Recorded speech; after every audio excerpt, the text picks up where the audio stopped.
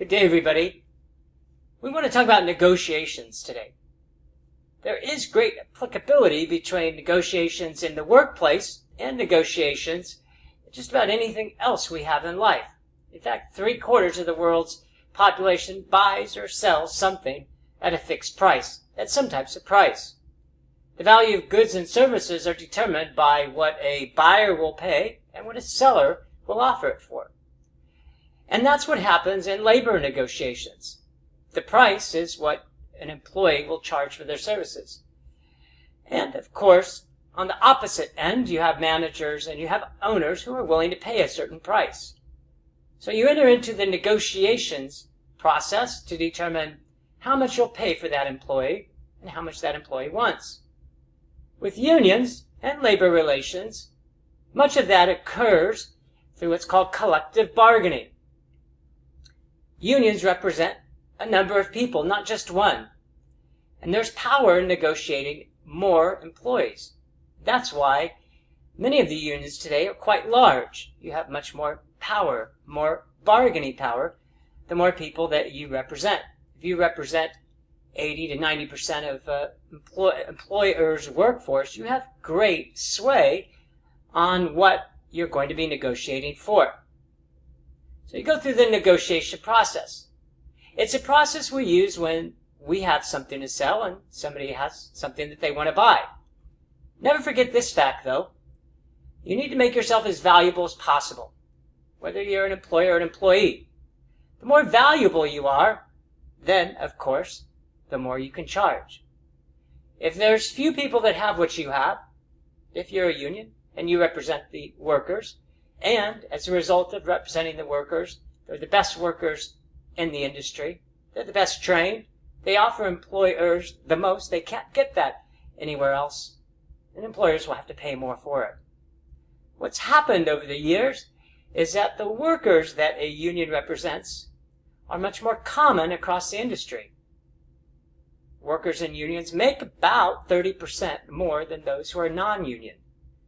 And the most destructive aspect, circumstance, or trait today for a union is that the workers that they have often don't produce more. They produce the same as non-employees, or just a little bit more. But the cost to employ someone in a union can be upwards of, again, 30% more. That, more than anything, has been one of the causes for some states not to promote unionization within their state. If you're going to charge more, you have to offer more. The employer or the seller has to get more. If they're not going to get more, it's going to affect the sale. That's what's happening in unionization. There's many different aspects that occur within the union negotiation process and the collective bargaining process that we should at least reference.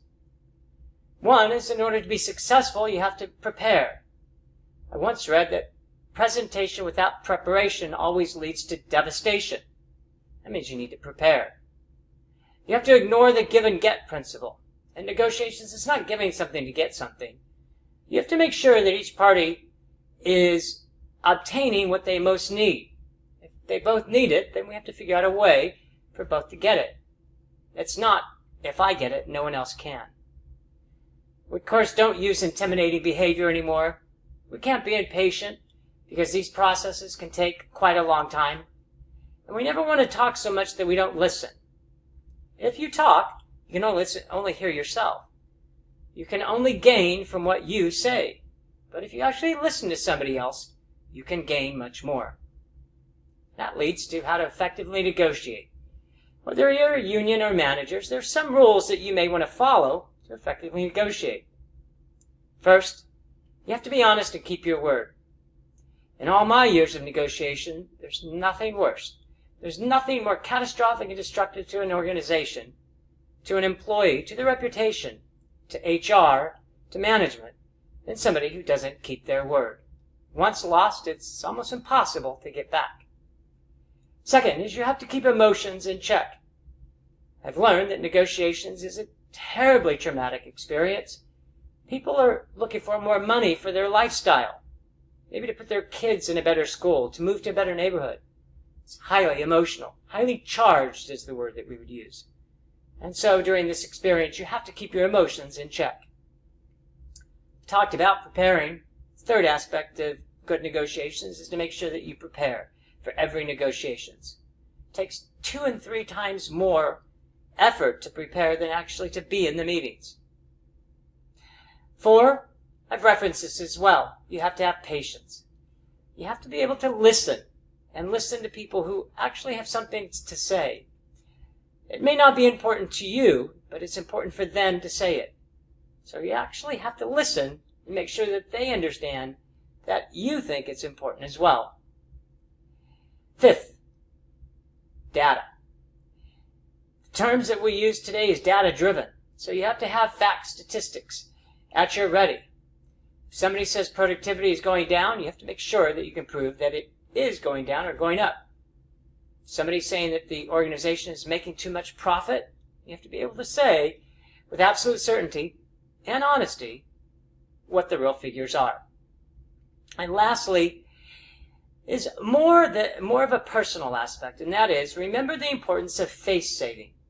Remember the importance of the other party at least being able to walk out and talk to their constituents. If you're a union, to say that you fought the good fight, that you fought as hard as you could. This is the best deal that you can get. If you're management, if you're in HR, you have to walk out and say, I represented you well. I got a good deal, not just for management, but for the organization. That is effective negotiations.